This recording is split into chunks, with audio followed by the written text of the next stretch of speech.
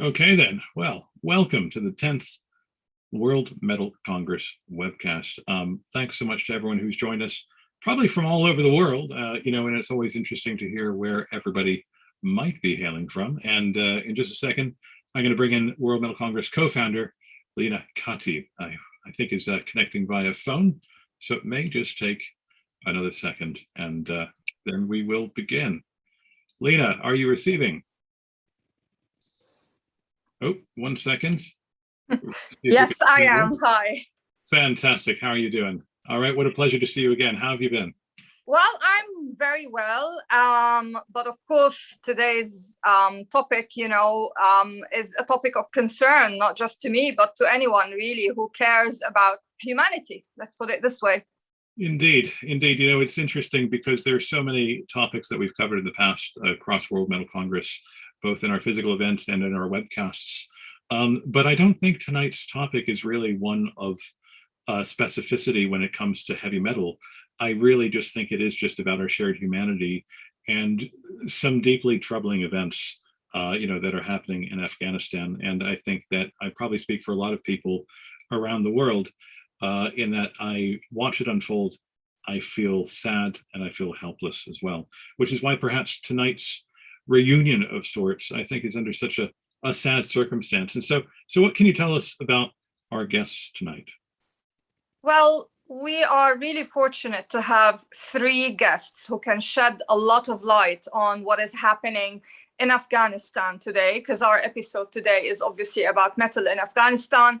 We have two artists from Afghanistan, the duo known as Afreet, which is a post-metal band. They are Yousef Shah and Sulleiman Omar. Yousef is based in the UK at the moment, and Sully is based in the US, but they collaborate across the Atlantic. And also, we have Travis Beard, who's a filmmaker who made the documentary RocKabul that was issued in 2018. And he used to be based also in Afghanistan. So the documentary definitely is the result of his own experiences there on the ground as well. So all three of them know what they're talking about. Indeed. Well, they know what they're talking about. And I think that they are also responsible for something of a time capsule in a way, just in terms of my own biography, because I first became aware of, this incredible story in Kabul because I was in touch with Travis Beard back when I was at Metal Hammer. And at that point, you could say that Afghanistan was in a very different state of affairs. I mean, I don't know if it's possible to summarize, Lena, but I guess night and day certainly comes to mind. Is that a fair assessment, do you think? I think our guests will have to shed a lot more light on what is happening in Afghanistan. But let's just say, obviously, after years of conflict and then military intervention by the United States, there was a time when there was a glimmer of hope in Afghanistan because there was a government that was internationally recognized and things were starting to open up a bit. And this was the period when our guests were there on the ground, making films, making music. And the situation has now shifted completely. I mean, for anyone who doesn't know what we're talking about, the United States decided to withdraw its troops from Afghanistan. And the withdrawal has led to a very quick sequence of events leading to the Taliban taking over Afghanistan. And I think our guests can tell us more about why this is something that should be of concern to all of us, really. Indeed. Well, without further ado, let's invite Travis and Yousef and Sully in, and also welcome people who are watching from around the world. Well, we have viewers from London, Istanbul, San Francisco, India, Frankfurt, and I think that's what We Do is all about. So without further ado, let's bring our guests in and start what will surely be a fascinating, free-ranging, and important conversation as well. Let's see if they're all in. Yousef, Sully, and Travis, how are you doing? Are you receiving okay? Yes. Hello. Yeah. Yes. Hello. Okay. Well, fantastic to see you all. I think a special round of applause to Travis, who's dialing in from Australia. And And I guess I want to begin with you, Yousef, because of course the first time that we crossed paths was at the Metal Hammer Golden God Awards. And circumstances in Afghanistan were very different. My understanding of Afghanistan was very different. And it was thanks to you and to Travis that I became aware of just how complex the situation was there. What do you feel when you watch the events that are now unfolding in Afghanistan? I think we're still not over it. Not me, but everyone as an Afghan was still feeling numb. And everything happened so fast in a blink of an eye. I mean, we as an Afghan, whatever corrupted government we had, we still were looking up to that government. You know, we thought we had military, we had artillery and all the other things in those areas for defending ourselves, but apparently that wasn't the case, and it all seemed like a game to everyone as every province started handing over its area to the militia, to the insurgents. And I know it's very complicated to explain, but the real fighting never even took place, only in some areas. So it all looked like a game, and we were still very, very confused and devastated of all the chaos that is happening right now. And Sully, what are your thoughts as you watch this all unfold? Well, really shock is the first word that comes to mind of, you know, our first sort of perception of what was going on. Like Yousef said, it was just alarming, the speed with which everything sort of collapsed over there. And I still don't think, you know, Yousef says that we're kind of numb about it, because I don't think we know the repercussions really yet of how the change of power is going to affect the day-to-day lives of individuals. We have a pretty good idea just based on history and memories of the past, but it's very uncertain, and the situation is very fluid on the ground. So it's hard to tell, really. It's hard to know how to feel at this point. Fair enough. Travis, hi, welcome. Morning. I just wanted to ask you, when was the first time you went to Afghanistan? And if you can, I mean, we're starting obviously with the present, and we've just heard very disturbing assessments of the situation. When did you first arrive? And when you arrived in Afghanistan, did you notice any hope, any potential? What spurred you to make the documentary RocKabul? I first arrived in 2001. So the Americans were entering from the northeast, and I came in from the southeast, so the opposite sides of Afghanistan. There was no idea of what was going on then, because a bit like now, it was numb. The Taliban were fleeing the American invasion, and no one knew what was going on. It was just confusion, absolute confusion. But I didn't actually settle in Afghanistan until 2006. When there was actually a lot more hope in the country. There was money coming in from the West. There was the start of reconstruction. And there was this kind of prosperity or air of prosperity in the country. And people thought, well, maybe this will work. And that was literally kind of the taste on the tip of everyone's tongues, including myself. I was quite excited to be in this burgeoning new democracy, and we thought, wow, well, let's check this out. And I ended up staying for 7 years and making the film that you know.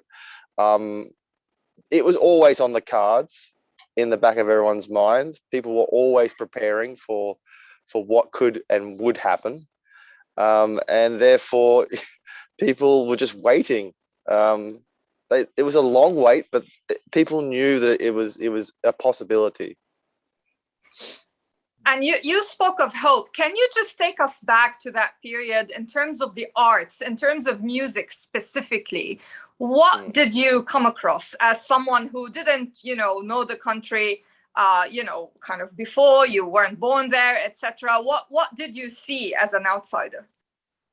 Well, I mean, because of the the injection of money and obviously the prosperity that comes from that. So people get jobs, they can feed their families, they can invest in a new car or rent a nicer house or whatever. There was excitement in the air, and I think people really believed in this this incursion or this liberation, however you want to label it. The music scene in itself was a grain of sand in a beach that was about to sort of create itself. It was tiny. There was one band actually, one band back in 2006, and they were terrible, but they played Americana kind of rock and roll music at expat parties, and it was hey, we had one band, it was better than none. But that scene grew steadily into a underground music scene that you see in the film. And as we've talked with Alex before, it was the closest thing I could ever get to the DIY punk era of the 1970s. It was full of energy, and there was no alcohol. So people were buzzing like you'd never seen before, and they were sober, which I found quite incredible. That is amazing. And Sully and Yousef, what was your experience at that time as young, Yousef, especially as a young person in Afghanistan at that time? What was the scene like for you? Well, I think I'll let Yousef answer first, simply because he experienced a different, I think, part of the scene than I did, and he experienced kind of more of it when it was early and rich than I did. So I'll probably let him go ahead, start first here. Right. So sorry, my mic was off. So growing up in Afghanistan, and we young people I wasn't exposed to so many music because of restriction and everything. And I never thought I would get into music until I got into music. And I think part of that was because of the natural process that was happening as I was getting introduced to so many music, and I was getting more interested in that field. So that was one thing that I got into this art area. And as I moved I was doing some stuff, very, very little stuff in the town that I was living, Mazar Sharif, but it was dead end. There was nothing happening there. Once I moved to Kabul, that's where I got introduced to Travis and so many other artists and musicians, and I got introduced to this underground music scene where so many things were happening, and I wasn't aware of it. So imagine if I was into the music and were trying to find people into the music, and in my country weren't aware of that. So let alone all these other normal people in the society. So as much as it was underground, it was also open, but mostly for expats. And the reason for that was because Afghanistan is a conservative society, at least it has been for the past 40 years, 4 decades. Anything new to them is they get scared of it. So if the sound is not recognizable to them, if the piece is not familiar to them, they get scared and they feel threatened by it. So we do have culture and music in our country, which gets played, as I mentioned also last night in the Times radio, that before Taliban is a completely different scenario. Our own culture and government was still manageable. We had a variety of pop shows and the TV and concerts happening in and around the country in the culture and music. But of course, music was never fully accepted. Now, let alone somebody comes playing heavy metal music. That's just, it blows their mind up. But we still did it. We had, Sound Central Festival with Travis for 3 consecutive years. But even that, even though it was for public, but it wasn't for public, like it was under a manageable radar. So that, it wasn't like an adrenaline rush. As much as you get scared, you still enjoy it of the things we did back there. And I had good experiences, and I feel privileged of being part of the surrounding of just good people in there.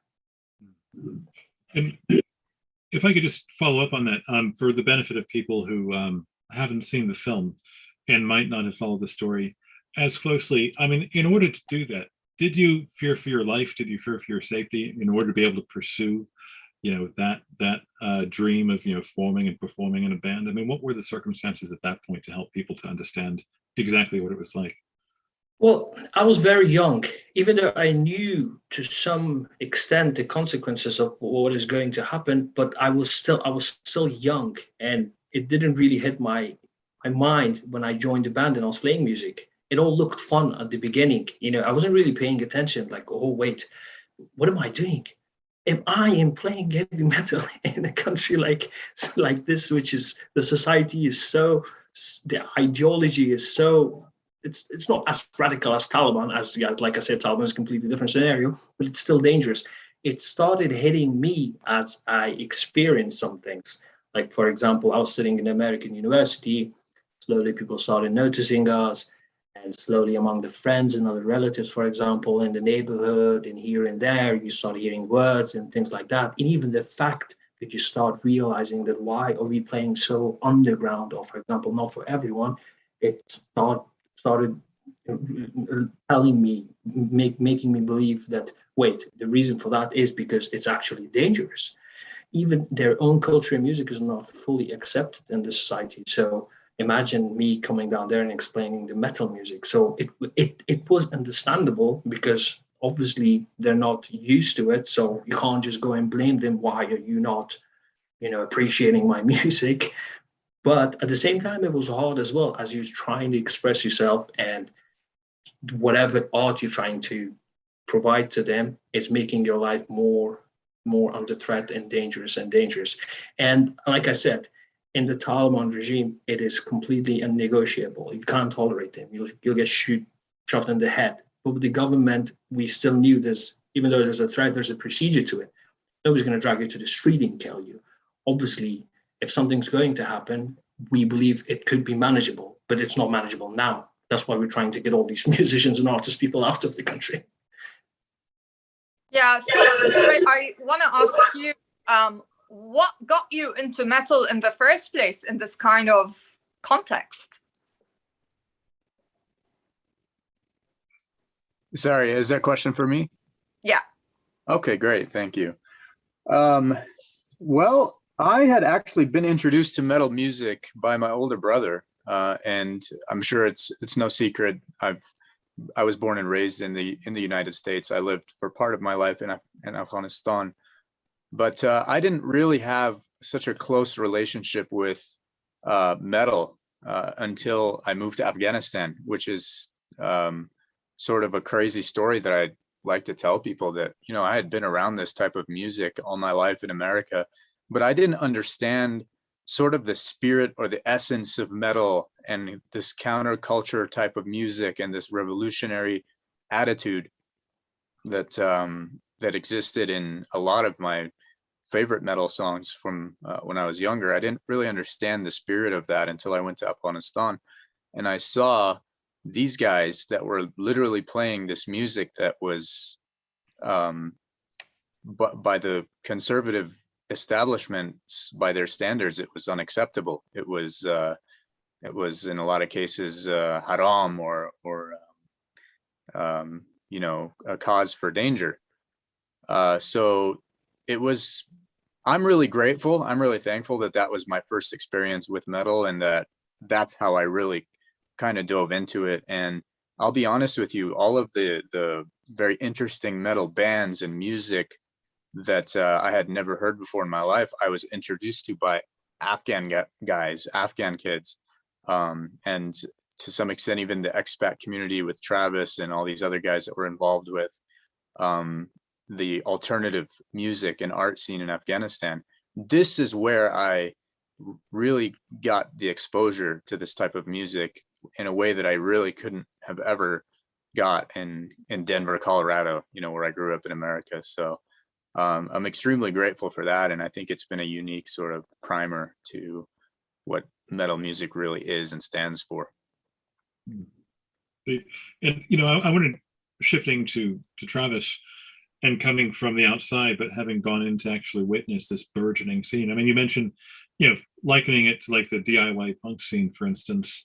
But but there's an element and a dimension that no one, I think, in the West can fully relate to, in a way. I mean, do you think that that's a fair assessment? I mean, because to go there, I mean, just the everyday challenges of being a musician at the time that you were documenting that scene in what would become RocKabul, those everyday challenges, I mean, completely radically different from, I guess, what so many people, who may be watching, from London, for instance, may be familiar with. I mean, what can you tell us a little bit about that for people that haven't actually seen the film? Because it is such a time capsule for a unique moment, I guess, that has now elapsed.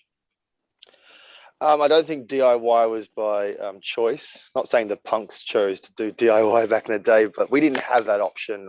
We didn't have music shops to go and peruse what guitar you want. We didn't have an access to lots of amplifiers. We didn't even have good electricity to power those gigs. I mean, a lot of our gigs were done on generator. Because electricity in Afghanistan was never regular. It was in cycles, and different parts of the city would get power through the day. So it just depended on where you were doing your gig, on how much the power. And we had power outages on many occasions in a gig. And I remember once there was a gig at a cafe in Kabul, and the power went out.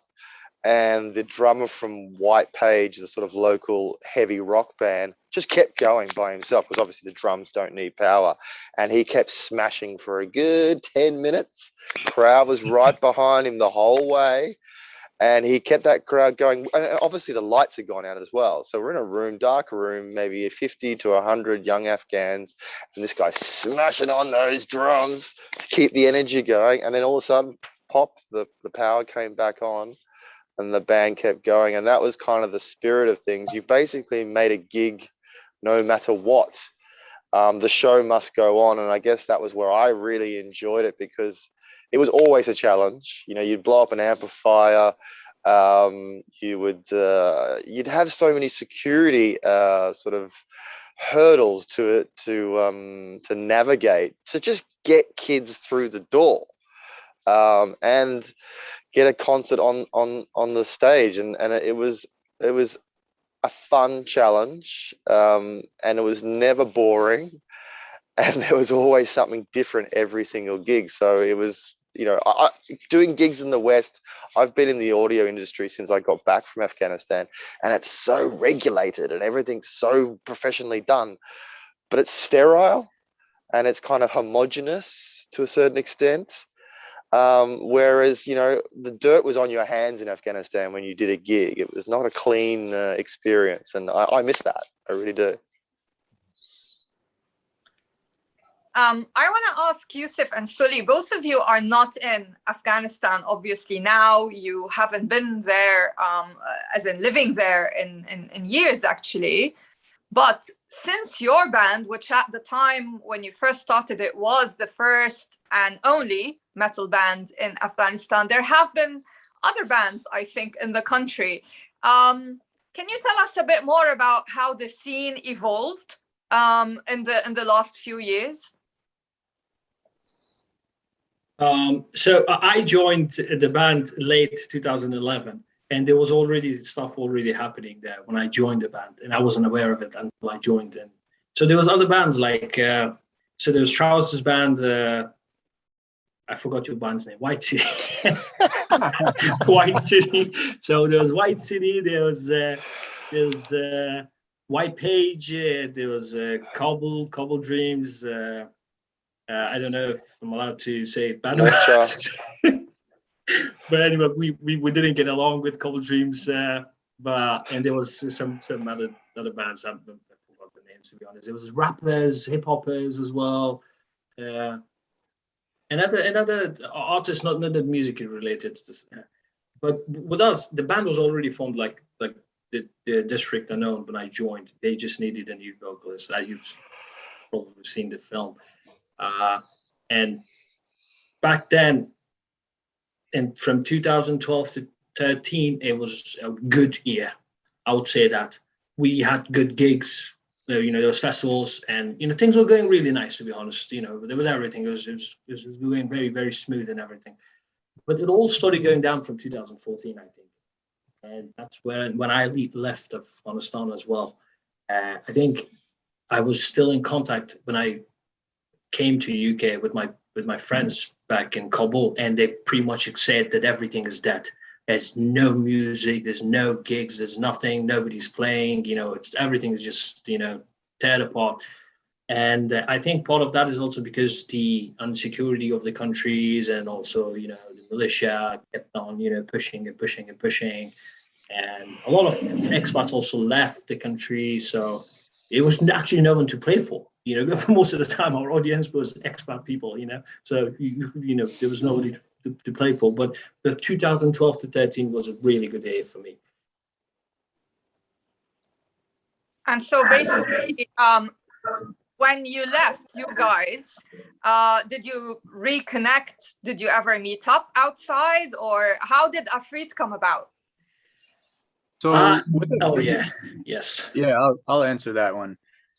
So, when we did leave, I think each of the band members, this is speaking about District Unknown, we all sort of left Afghanistan at different times. We remained in contact. We completed the recording and release of our first, full album with District Unknown. We tried to remain in contact and sort of write singles and just kind of stay in touch and participate in the scene that we pretty much weren't a part of anymore at that point, since we had all sort of left. And that just proved to be difficult over time. There were creative differences. There were different band members going in different directions, and it was hard to keep, 4 or 5 of us on the same page when we all lived in different parts of the world. Yousef and I saw an opportunity to do that with just the 2 of us a lot more easily, in terms of getting stuff done. And in the end, with District Unknown, it's probably more complicated than I'd like to really get into in terms of why things didn't work out with that band. But it was a necessary step for me and Yousef to move on to Afreet and do some of the things that differently that we wanted to do with music representing Afghanistan, or metal representing Afghanistan. So that's sort of how Afreet came about. And I think early 2019, right, Yousef? Or late 2019? No, January 2018. No, 2018. Yeah. I think. Yeah. End of 18, yeah, was when that started. And since then we've done 2 EPs and this single here. So yeah, it's been good. It's been good to keep some sort of like representation for our scene in Afghanistan and outside of it, that I think isn't very strongly represented right now. I know there's a couple of bands and things in Afghanistan that are still doing the metal thing, but I don't know the details. So can you tell us more about Afreet's sound? You said representing Afghanistan, representing the scene. Can you tell us about the music, your influences, inspiration? Yeah, definitely. I mean, Yousef and I, being the principal songwriters in the band, we both come from kind of diverse, different musical inspirations and influences. I think we share a lot in common in that we both sort of came up in the 90s and we're listening to a lot of groove metal and some of the new metal stuff, as well as some thrash. We just, with Afreet, sort of set out to, we were heavily influenced by bands like Cult of Luna and Pelican and some of these other post-rock, post-metal guys. We thought this sound was very interesting. At the time that we broke up in District Unknown as well, we wanted to start going in that direction. It wasn't something all the band members wanted to do because it's a very sort of specific taste for that style of metal. But we experimented in that direction, and it's one of the things that we did want to do is, at this point, now that we've had a couple albums or EPs under our belt, is we want to start introducing more of our kind of Afghan style, Afghan sound and influence into the metal, to do it, truly like a mix, like I still don't think hasn't been done before properly. And that's one of the things that we sort of reached out to with this new single that we're releasing on Friday. And we'll continue to kind of look in that direction because it's something very interesting and something that I don't think anybody's particularly explored in depth. Indeed. Yeah, Please, Alex, we need to talk about the single because Indeed. our viewers probably don't know what we're talking about. Indeed. Well, this is one of the key things. I mean, just what everybody on this call has endeavored to do is to, I suppose, bear witness to what's happening in Afghanistan, but also to respond in the ways that they can. And so I guess to begin with, Afreet, what can you tell us about the single that's coming out on Friday? Because of course there's a very special significance to what it is and what you're trying to achieve. Just take us back to the very beginning of that track and what it's all about. Yeah, so the track is called My Land is Breaking. And I think the title, honestly, unlike most of the musical projects that I've been a part of, I don't know, maybe it's the same for you, Yousef, I never came up with a title that early. I mean, this was before I had lyrics. This was before I had instrumentation. I just knew that this was the message that I needed to get across. And I called up Yousef quick. I was like, dude, let's do this song. I felt like I was just breaking under the pressure of everything that's been going on. And the fall of Afghanistan, the collapse of the government, and the plight of the people there, the vulnerable populations, especially friends and family of ours. So this song was born purely out of kind of a cry for help almost. And it just kind of gained momentum at that point. We were just working on it, put together lyrics, did some recordings. And before you know it, we were in Mixdown, I think a couple of weeks after we started. But mainly, we set out to send a message to the international community with this song to raise awareness of this terrible catastrophe that's happening overseas in a place that we call home, a lot of us, expats and Afghans alike. And this was our way of expressing that sentiment in a way that I personally couldn't find another way to express it. The music was certainly an avenue to allow me to share and raise awareness and basically show what's happening in Afghanistan. Indeed, and of course, I should follow up. It will still surprise people, that that there is, this music, that has hybridized itself with, Afghan culture, and I guess that's one of the things that I've returned to, this metaphor for heavy metal being a bit of almost like an alien DNA structure that just seems to be able to fuse to almost anything, because it's more than a genre. It's a sound and it's an attitude to things, and that you have mobilized so quickly, and you've done this, I think, is absolutely wonderful. And we're gonna post your Bandcamp in the chat for anyone that's curious about what you're doing. And if we could shift briefly to Travis, you're also responding, to the situation that's happening. I mean, tell us a little about your initiative as well. Well, since the 15th of August, we've been playing catch up, scrambling to do anything we can to save or protect the remaining musicians in Afghanistan. And there are a lot. They're not all in the metal scene. I actually got my first pop stars contacting me yesterday. And, I don't make a description about whether you're a pop star or you're a metal star. It's all musicians. So basically, a lot of musicians got out in that 2014, 2015 period and got to safety in America and so forth. But there's a fair few that left behind and tried to keep music alive, not so much in the form of concerts, but in the form of writing music, recording music, uploading it to YouTube, particularly in the hip hop scene. And we did have one little metal band do one concert in Kabul in 2019. I literally mean one concert, that was it. So these people are still in Afghanistan, mainly in Kabul. And so as of the 15th of August, we started to reach out to them, find out their situation, try and assist as many as we could to get onto those evacuation flights. And we did have some success. We got 20 odd out, but it was a mad shit show kind of scramble to the airport. And we all saw the events on the 27th, which basically stopped the evacuation flights. And so we had to move into sort of what we now refer to as phase 2. We're now assisting Afghans by land across borders. That is both with financial support, intelligence, or what we call information to get to those border crossings. And then once they get into the country, everything from visa fees, legal fees, life support in regards to just them being able to survive in Pakistan, Tajikistan, Uzbekistan, and then just giving them any help we can in regards to that that maze that they're facing in front of them of the asylum seeking process, which is just phenomenal. No matter where you go, it's not meant to be easy. It's meant to be there to prolong you in your journey to a final destination. And so we're trying to help those people to get out before something happens to them. Yousef, I would like you to explain to anyone who still doesn't quite get the full picture of why this is so important.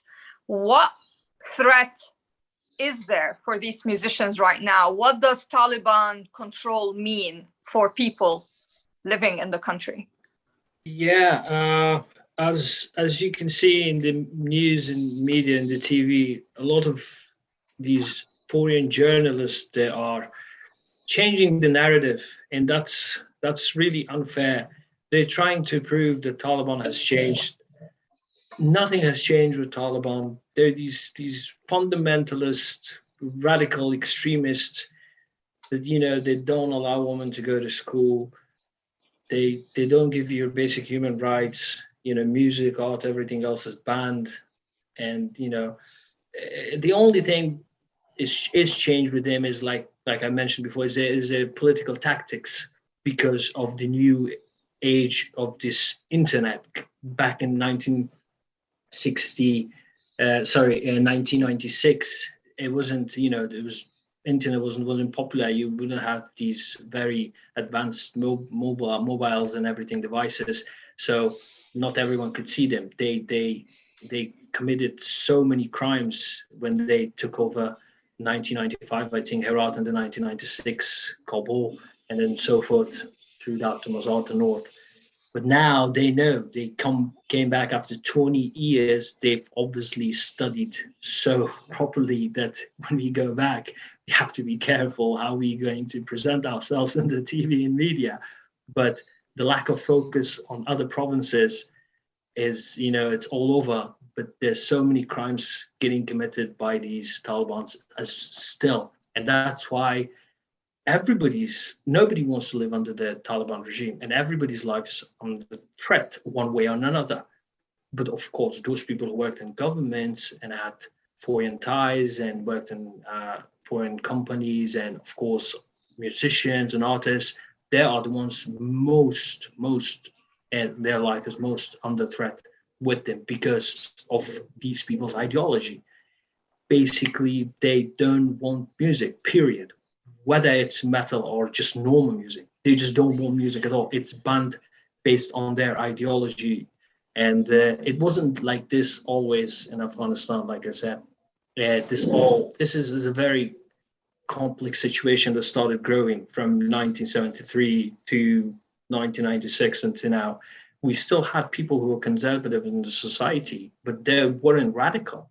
The radicalism got introduced because of these other foreign people did not see the communism being developed in Afghanistan, such as America, and used Pakistan as a proxy country to push down so many authorities and military support to these militias in order to move them out.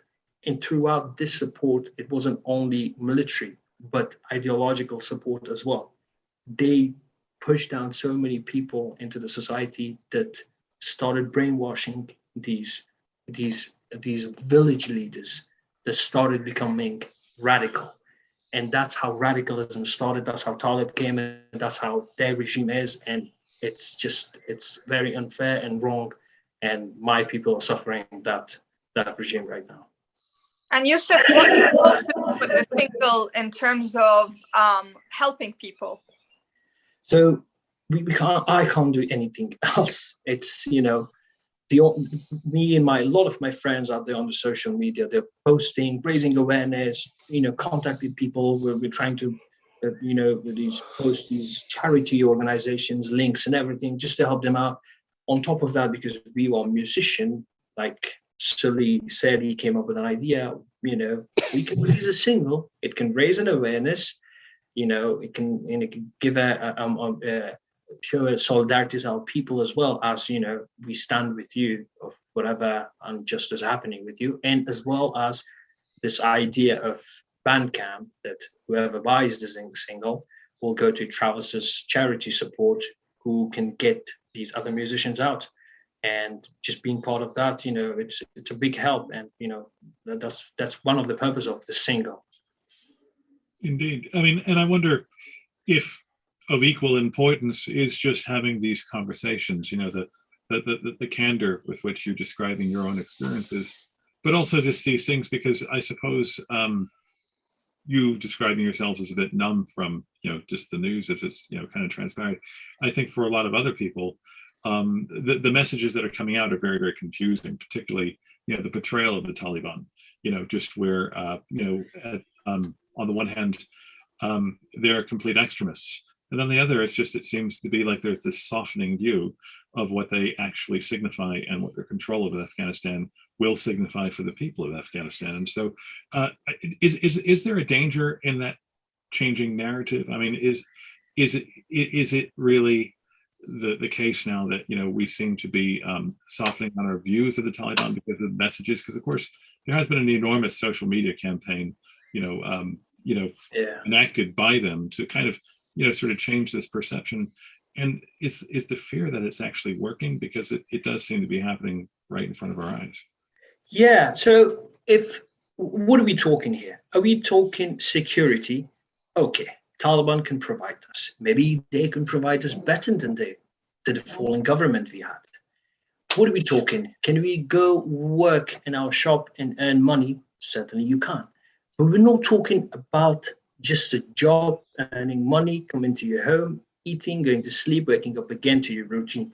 We're talking about our basic human rights that is getting violated by these people. So Taliban is like, oh, we're gonna protect your money, we're gonna give you security and everything.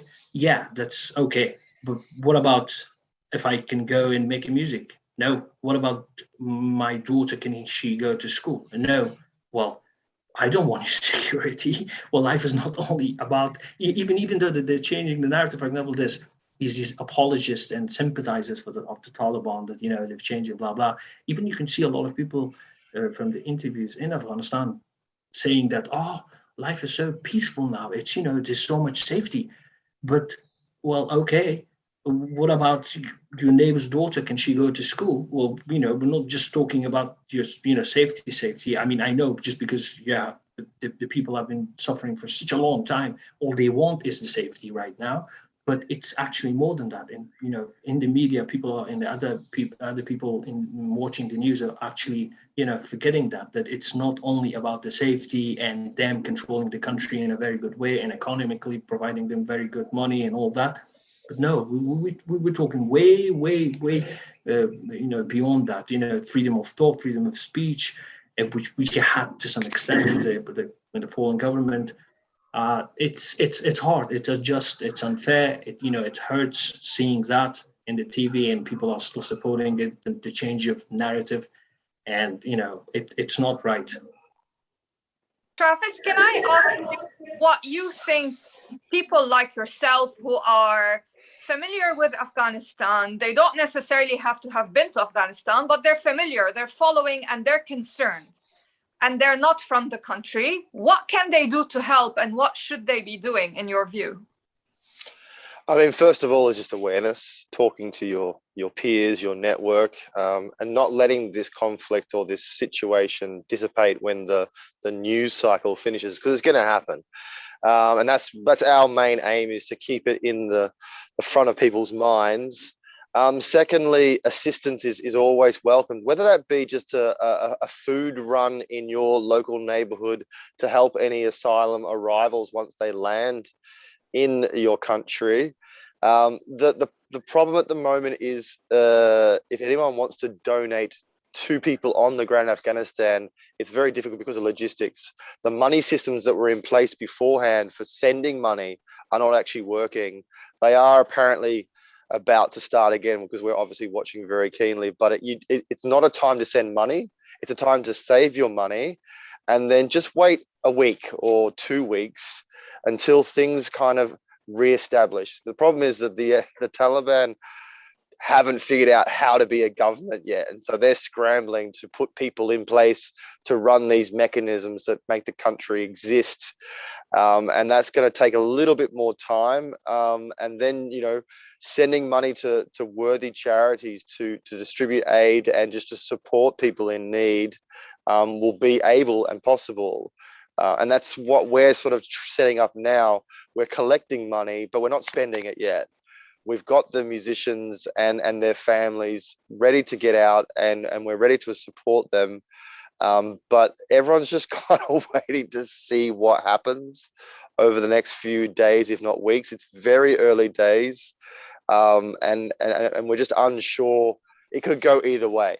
It could go really bad, or it could just trickle on and people might be able to scrounge a sort of existence. Not saying that's great and it's the way it should be, but for us, it's about just getting support to them. And we're just waiting to see how we can do that the best way and most effectively. Fair enough. And of course, Travis, I guess getting the word out is such an important, part of all of this. And I wondered, just again, for people that might not be familiar, you've connected with some great allies, from unexpected quarters, for instance, so tell us a little bit about Faith No More, for instance, who got involved early on with all this, because I think people might be interested to know that the way that these powerful ideas, the way this music connects with people, it's yielded some important alliances as well. Yeah, look, the beauty about the metal community is it's far stretching across the world. It has no borders. It has no cultural ideologies. It's very welcoming. And when we were at your award ceremony in 2015, myself and Yousef, I remember meeting all these rock stars, and I won't mention any names, but some of them didn't really care who we were. And they would just shake our hands and go, "Oh yeah, cool dude, whatever." But one person that I was pointed out to, Bill Gould, the bass player from Faith No More, he stopped and he asked questions, particularly to Yousef, and he was interested. But they were in the middle of their Sol Invictus tour, and I didn't hear from Bill for like 6 months. And I thought, yeah, it's just another rock star, really nice to you on the moment, and then moves on. But no, Bill got back to me. And we started chatting, and actually Bill wanted to come to Afghanistan. It was 2016. And I said, look, man, it's not good times in Afghanistan. I would have had to be his chaperone, and I was quite concerned for his safety. But anyway, he came to Beirut, and I was living in Lebanon at the time. And we hung out and we worked on RocKabul together. He became the executive producer on the film and helped sort of champion that film once it came up into the public sphere, and helped me connect with the larger metal community. Me and Bill have stayed in contact ever since. We chat very regularly. And then when this situation happened, I love this. I can literally just pick up the phone and call Bill, and he answers. And I said, Bill, I need your help. I need you to do a call out. I need you to get behind this. And he did this. He did it the same day. He literally got on the phone, recorded that message. We got it on air. And that's the power of metal. That we can actually mobilize people and get the word out there. And I extend that call out now to anyone who's listening. We need you as well to speak the word of what we're doing and spread it wide and far so more people can be aware of the situation and try and assist Afghan musicians both in Afghanistan and the ones that have got out or are getting out. Indeed, I think a really important message, because I suppose, as you said, signal boost right now is perhaps the most valuable thing that people can do, and then watch this space for how you can help. Because, of course, the hardest thing can be to keep people's attention focused on this unfolding humanitarian disaster. And I suppose that's one of the things that I suppose, Lena, we will have to do is keep people informed, I guess, via our channels, and rattle as many cages as we can. because I think it's important that, this is more than simply a conversation. We obviously want to support and help, connect dots however we can. Absolutely. And I think one key thing to remind people of is that there is a single coming out on Friday, and I have had the privilege of having listened to it. It's not out yet, but Yousef and Sully were kind enough to share it with us, and it is fantastic. And I have to say, it is a unique sound, and as the guy said, it has an Afghanistan spirit in the music.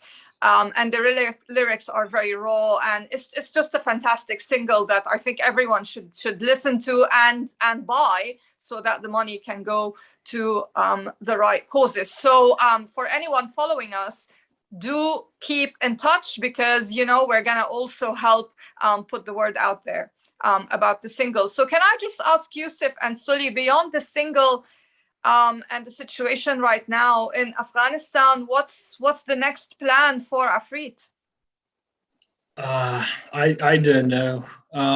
Well, we could always make more music, but that's just not the plan at the moment. But we do have plans. Obviously, this music always will be in the future for us. We will be making more music. But like Sully said, maybe we might shift a little bit our music, maybe in the next EP or an album, whatever it is, to something more connected to this culture sound of our country. Maybe it hasn't happened before. We tried it in this song as well, and you can hear it, I think, to some level. And we might try to maybe extend it a little bit more with our future songs, and maybe also sing, make the vocals in our own language and things like that. And Afreet will always be supporting the country. Obviously, that's one thing. But beside the music, our own personal support will be out there for our people as well, and it will always be. Indeed. Well, I can certainly confirm Lena's assessment. It was a privilege to hear the single early, and it is a completely unique sound. And it just for lack of a better phrase, it just hit me right in the feels. And because it's not just powerful, it's timely, and it's a unique voice behind it all. And so that's why I think we're so grateful to have this insight. But also we're gonna do whatever we can to shout about the track as well, because it's also just really, really good music. And we'll see where we get to. Okay. And I suppose it would be good to take some questions from the audience, because people are watching from all over the place. And I think that's a really good thing. And Beth was actually asking, and I think this is insight into the time before. So were metal musicians in Afghanistan getting the same kind of government and police harassment that we've heard about in places like Lebanon or Syria or Egypt? What was the day-to-day interaction with authority like when you? Oh yes, oh definitely, yes. So you've got the normal people in the society that is like just raging at you, attacking you. These conservative people in the society, not everyone, the majority. And then you've got the police authority, of course. I think if you remember, Travis, we were playing for UK embassy, and we've got out of the UK embassy, and there was police all over, and it was just all over Travis's car, and it was like, what are you guys doing? Where were you people? And what are these musical instruments? Who are these foreigners? So the police authority and the normal people in the society were always you were being attacked by them. But the other people in the government, let's say politicians, it's out of their area for facing you and getting in contact with you to be harassed by them. But of course the police is the government. So police and the normal people in the society, yes, that's one thing. Very good answer. Thank you. And I suppose, Travis, and I suppose you had that same perspective on things, just trying to make gigs work, right? I mean, Afghanistan was a bureaucratic nightmare. Corruption is rife, but that actually can work in your advantage sometimes. But trying to get a gig on the ground was always difficult. We did have our partners, people who, run local restaurants or let's say venues, as you might call them, which we would use for our concerts. But we had to be very careful about our subscription of who would actually come to our gigs. and we didn't want any disruptions, obviously, of either governments shutting the place down, or anti-government kind of disruptions in the sort of the definition of an attack. And attacks did happen.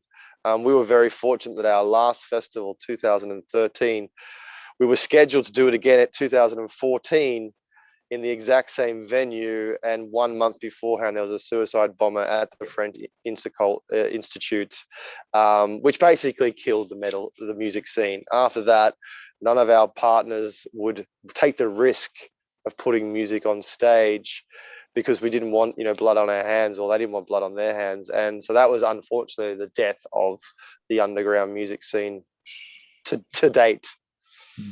Okay, yeah, well, just yeah, riveting stuff. And we have another question from Lena for Sully, who asked, really good question. What has the reaction been from other Afghans to your music, to your initiative, and to what you're doing? Well, that's a great question. And I suppose it sort of depends on what point in time the person's asking about. I would say, I mean, Yousef can tell you just as well, like, our style of music, even when we were playing with District Unknown in Afghanistan, and in terms of heaviness, what we're doing with Afreet now is probably just as heavy. Maybe District Unknown was even heavier from time to time, but I don't think it was ever really accepted generally by the general public as something that was digestible. I mean, these people, even for some of the more conservative elements of the society, even their traditional music, cultural music is unacceptable. So what we were doing is just really, really extreme and undigestible for them. So we never quite experienced like some sort of mainstream acceptance by our peers in Afghanistan, which in a way we weren't really looking for that. I mean, in Afghanistan, we were playing for this small minority of sort of open-minded fans of this type of music, which were very difficult to find there. So the quality of the relationships that we built there with the individual fans of our music were very, very high quality connections. And I think that's sort of what made it worth it for us, for me anyway, regardless of whether or not we were accepted or rejected by the majority of the society, which we were never going to be accepted on such a mass scale. It's just the country, I think, notwithstanding obviously current events and everything that's going on, it still needs time to kind of move in that direction to where the music that we were making was more something that they could be a fan of, rather than something that scared them, something that made them feel some kind of negative emotions, or that we were against ideology A, B, or C, or whatever it is that kind of turned them off to our music. But that was the reality of the situation, I'd say. Cool. Thank you very much for that. Important insights, and I think it just gives so much depth and contour to the music that's coming out on Friday, the cause that Travis is helping to organize, and why we need to get involved as well. Well, I guess on behalf of everyone at World Metal Congress, everyone who's watching, what an absolute pleasure it's been to chat with you all.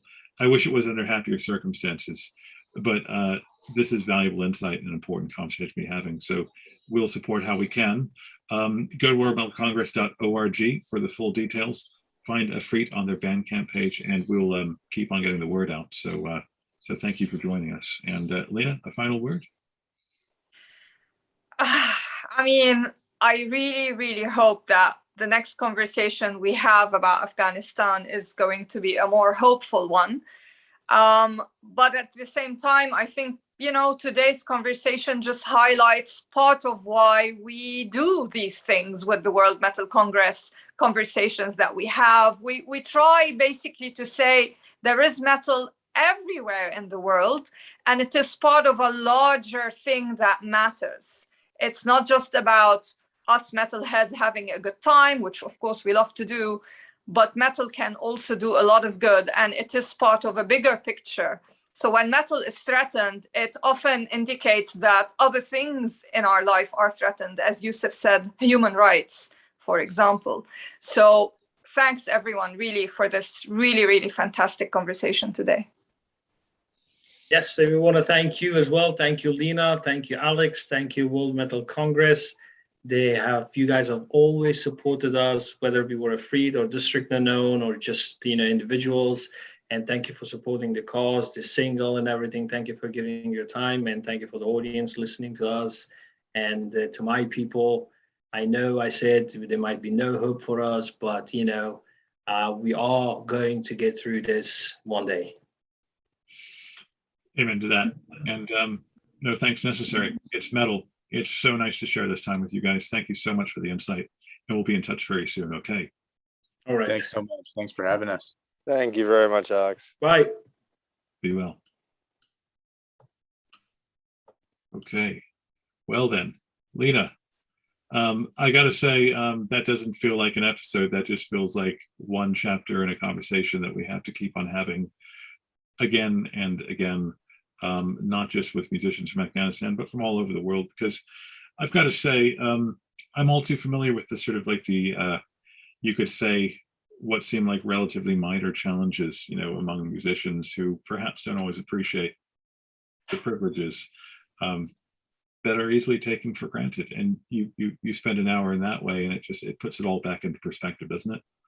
Yeah, absolutely. I mean, just think of the conversations we've had since we started these webcasts. We've had, for example, artists from Lebanon, from Syria, and there are some similarities in their experiences, police arrests, societies that don't accept what they do, lack of infrastructure. But then here in Afghanistan in particular, you also have real danger, like people's lives literally are being threatened, and it doesn't get more serious than that. And unfortunately, this is something that is happening elsewhere in the world. And so it just goes to show that people need to just keep aware of what is happening. A lot of people may think this is heavy stuff, kind of switch off the news because they don't want to be into politics or whatever. But I see it through the prism of human rights, freedom of expression, freedom of artistic expression. It's all the things that matter to us in the metal community. Indeed. As you say, a canary in the coal mine for human rights abuses. And I suppose if you can't play metal, then there are other problems. So it's a systemic issue. And so we're going to keep a close eye on what's happening there. We're going to keep on supporting what Afreet do. The track and the music is absolutely phenomenal. So it's worth it on that basis alone. And there's also a really good cause behind it as well. So, Lena, an absolute pleasure as ever to see you again. Thank you to everyone who's joined us. Follow us at worldmetalcongress.org, and we'll have more news for you soon. Thank you.